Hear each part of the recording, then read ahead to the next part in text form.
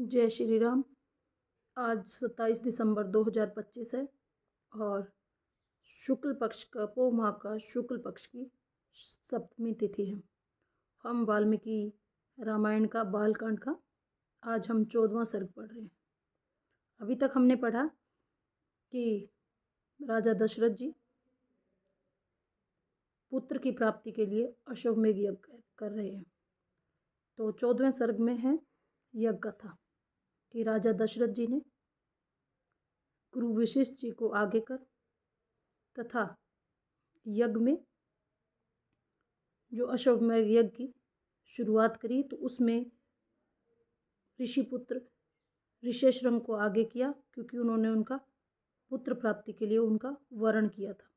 और ऋषेशरंग को आगे कर राजा दशरथ जी ने यज्ञ की शुरुआत की और सभी ब्राह्मणों जो जितने भी जो ज्ञानी ब्राह्मण थे उन्होंने ये कार्य बहुत अच्छे से संपन्न कराया। सभी जो ब्राह्मण थे वो शास्त्रीय नीति में पूर्ण थे और जो यज्ञ है उसके लिए एक जो शास्त्रीय विधि के अनुसार अग्निकुंड तैयार किया गया।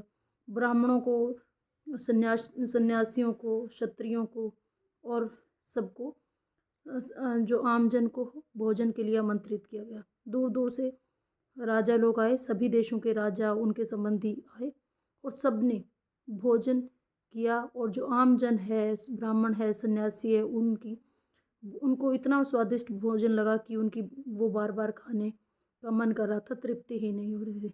और जब उनकी तृप्ति हुई तो वो महाराज को आशीर्वाद देने लगे कि महाराज की जय हो।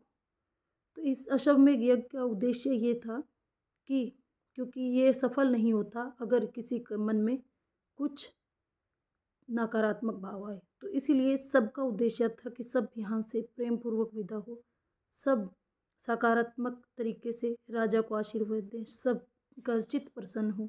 तो इसी प्रकार इसीलिए सब कुछ पूर्व नियोजित ढंग से किया गया।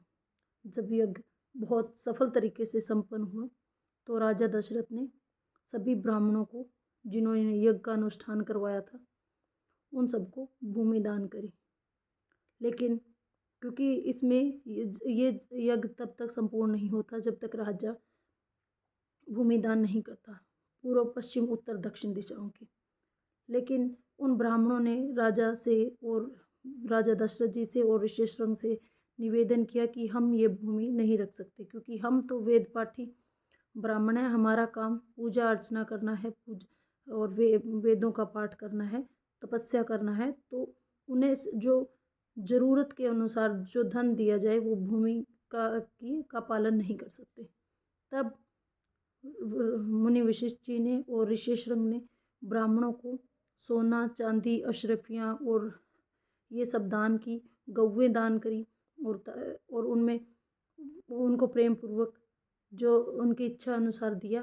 और इस प्रकार सबने राजा को आशीर्वाद दिया। उसके पश्चात जब यज्ञ की समाप्ति हो गई तो राजा दशरथ जी ने ऋषेशरंग से कहा कि अब यह यज्ञ समाप्त हो गया है, तो आप उन्होंने राजा दशरथ जी ने ऋषेशरंग का वरण किया था तो राजा ने उनसे आशीर्वाद लिया। तो ऋषेशरंग ने कहा कि आपको वीर पराक्रमी 4 सुयोग्य पुत्र की प्राप्ति हो।